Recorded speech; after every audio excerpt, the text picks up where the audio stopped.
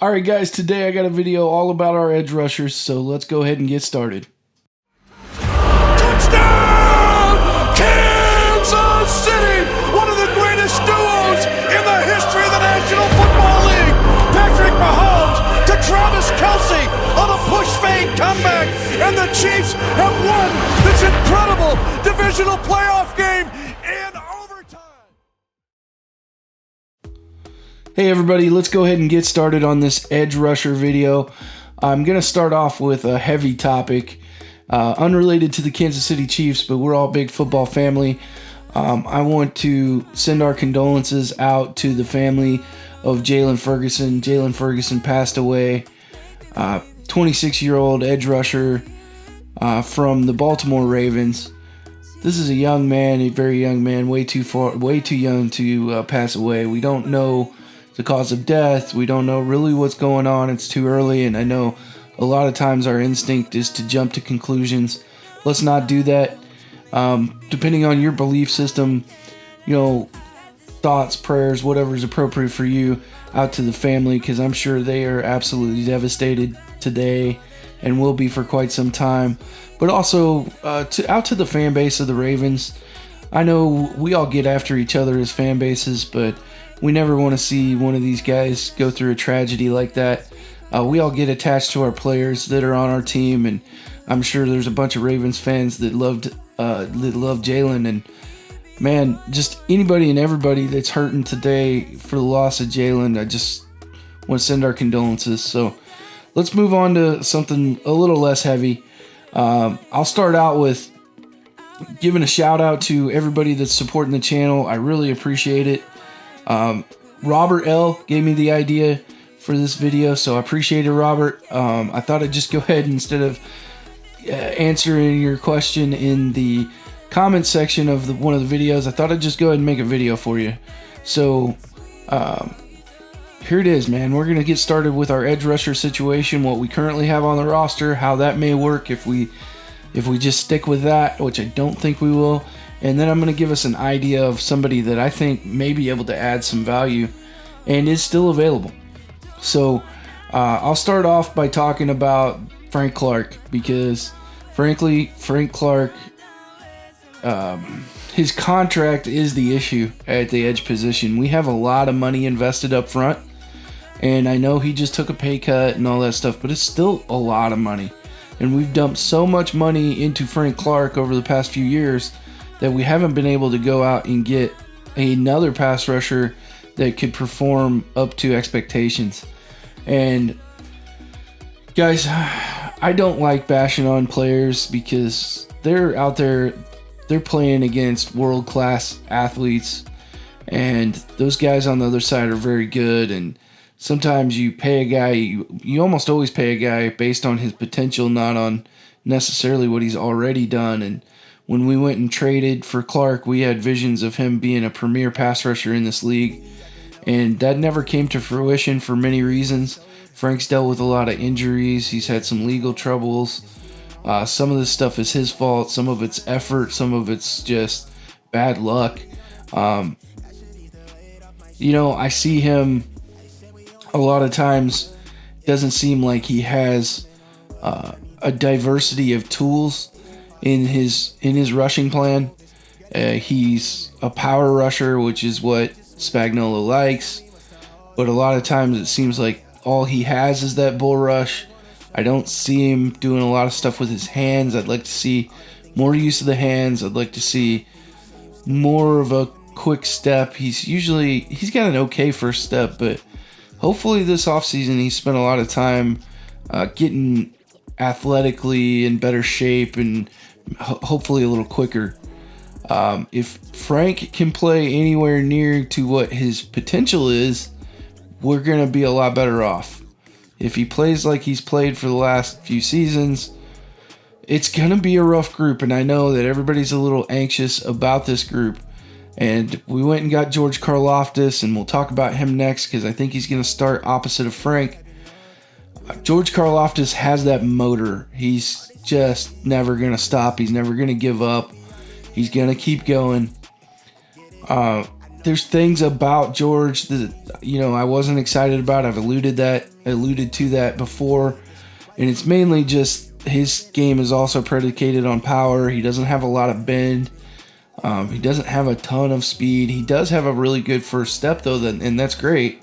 So hopefully the coaches can unlock some more tools for George Karloftis and improve upon him. And one thing to understand is a lot of times when we're watching Purdue film and watching George Karloftis is he's getting the double teams.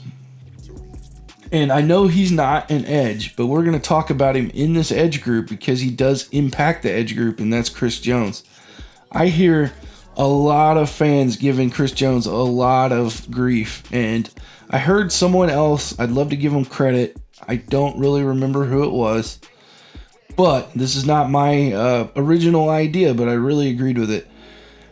Chris Jones when people and fans go after Chris Jones and criticize him, I kind of scratch my head because, it's like taking the best guy on the unit that's doing the most and telling him it's his fault that the rest of the line isn't better.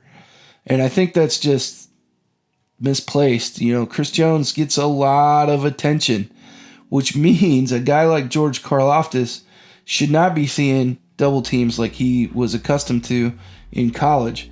So we could see a big jump out of George Karloftis from what his production numbers were in college, and that's what I'm hoping for. I've told you before, George Karloftis not necessarily one of my guys. I usually every draft have. I'm gonna sound like a nerd here because I kind of am a nerd, but I usually have about 70, 75, maybe even 80 guys overall in each draft that are like my dudes that I really like these guys. George wasn't one of those dudes. I'll just be honest with you, and I hope he proves me wrong. He was not one of the guys that I was circling and saying, I would really like to see this guy in a Chiefs uniform. But now that he's here, I took the time to learn more about him, watch him, take a second look at him, and there's a lot to like. He's just not quite my style of an edge, but there's a ton of things to like, and among those things are his attitude, and I think that's probably the most important thing for a rookie is to have the attitude of no matter what, I'm never going to stop. I'm always telling my guys on the football field, hey, if you're going to make a mistake, make it at 100 miles an hour. And it's just because I want guys to play fast and I want them to not be afraid to make a mistake. And if you do make a mistake, you'll see a lot of young guys kind of get frozen and like, oh crap, I don't know what I'm doing. And so that's why I tell my guys, hey, make a mistake at 100 miles an hour, because I don't want them to ever halfway through a rep realize that they made a mistake and just stop, right? Just keep going, man, if you made a mistake. And I think the reason I bring that up is George Karloftis already has that embedded in him. If he makes a mistake or doesn't do exactly as well as he thought he was going to do, he doesn't quit. He keeps going. He has a high motor, and that's something to really love about George Karloftis. There's a lot of other things to love about him. I just prefer a big, fast, bendy guy with super athleticism. But we don't get those guys for whatever reason. That's not who we go after. We had some opportunities at guys that were more fitting that description, and we specifically went away from them. So that's not what they're looking to do. So I think he'll fit the system well. So those are your two starters, George Karloftis and Frank Clark.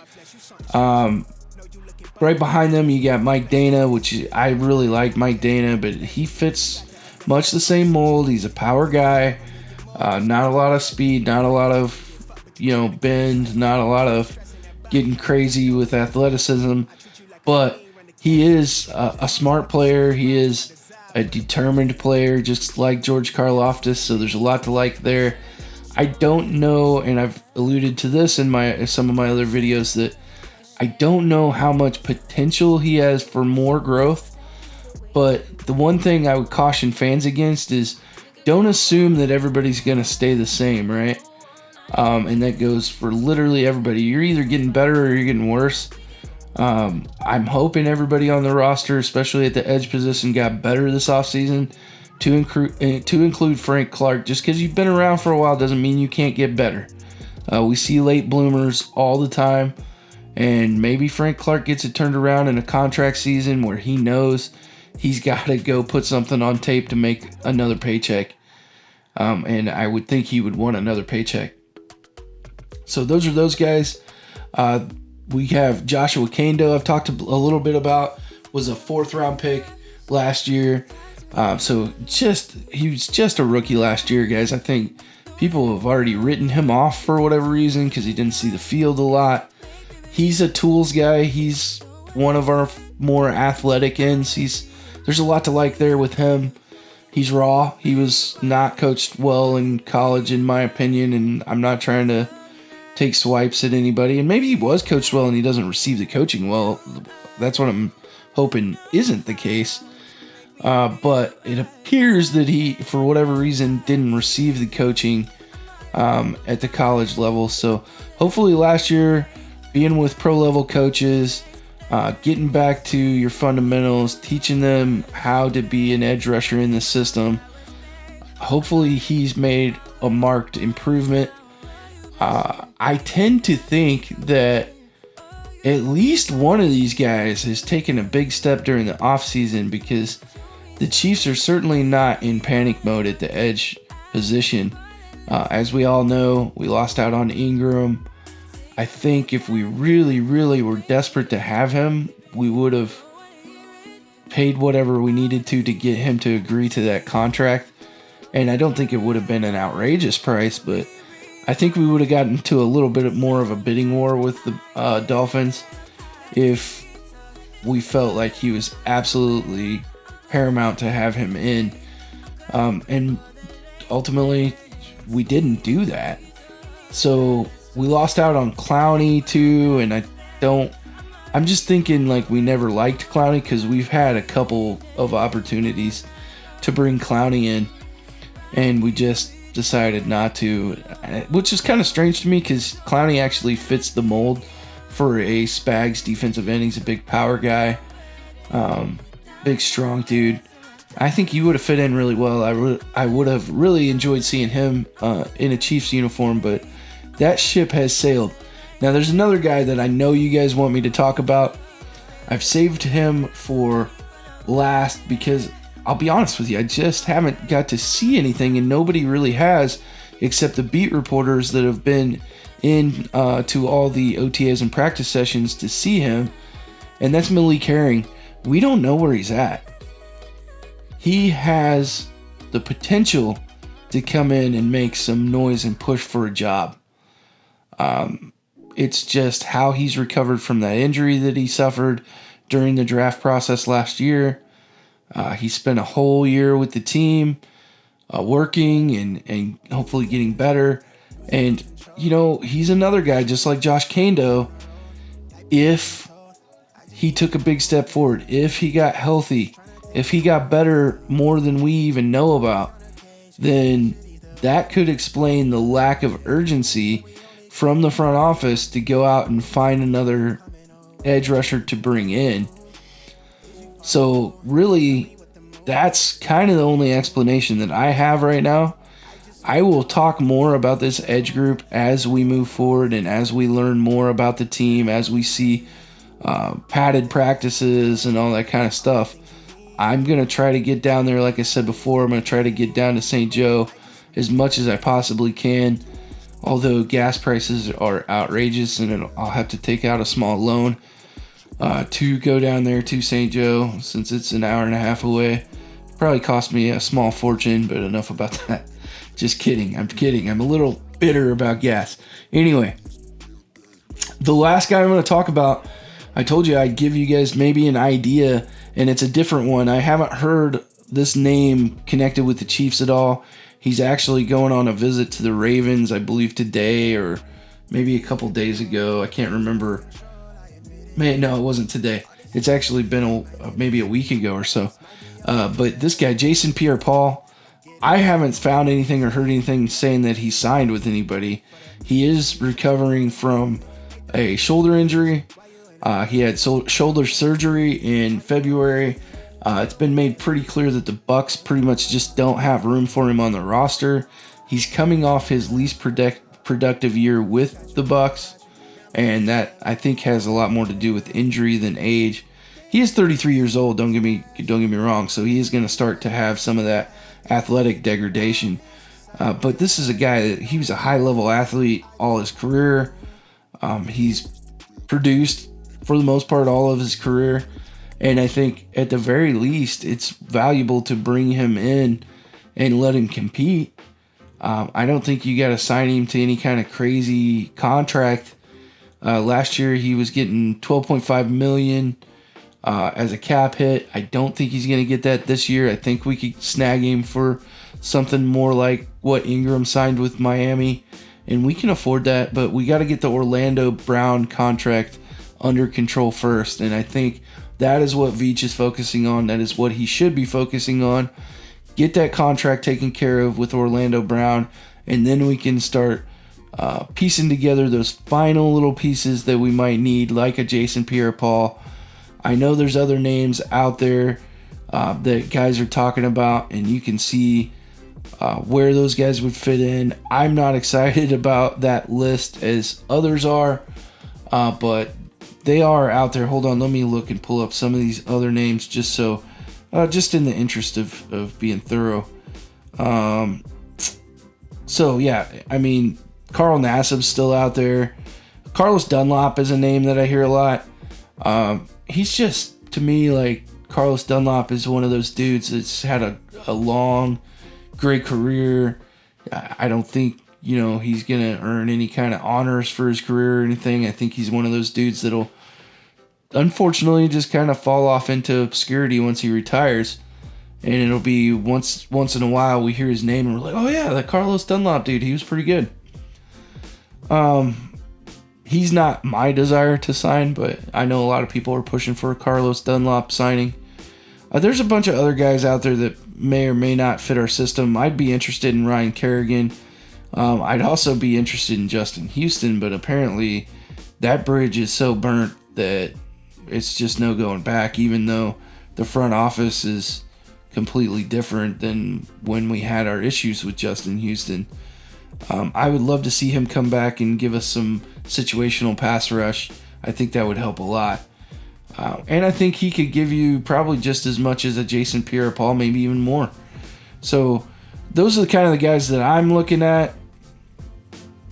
On this list, I see Takk McKinnley. I don't know how accurate this list is.